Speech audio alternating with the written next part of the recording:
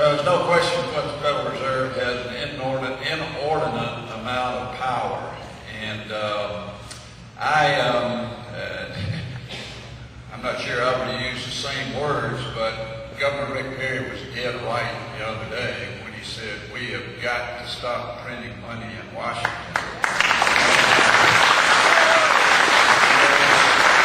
There's no question but what the Federal Reserve has the power to do that, and under the current law, there's nothing we can do about it. But I assure you, the Banking Committee is looking at that right now. Neither one of us are on the Banking Committee, but we have been involved in some discussions about why it is that the Federal Reserve can all of a sudden on its own decide they want to print more money.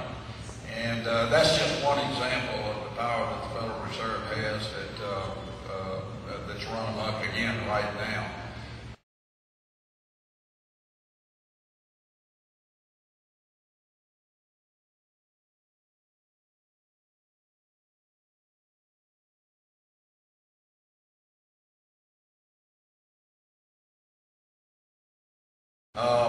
Somebody asked me last night if I had read The Creature from Jekyll Island, and I said, unfortunately I had.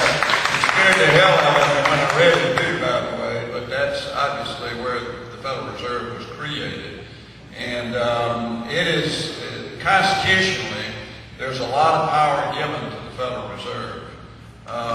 And you obviously have to change the Constitution to do anything about that. But there's also authority given to the Federal Reserve by Congress that can be dealt with, and I assure you it is being looked at very closely in these difficult times.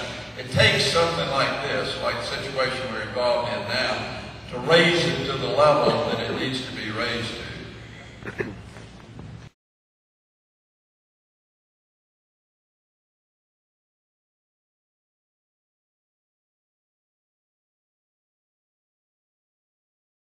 One-word answer is transparency.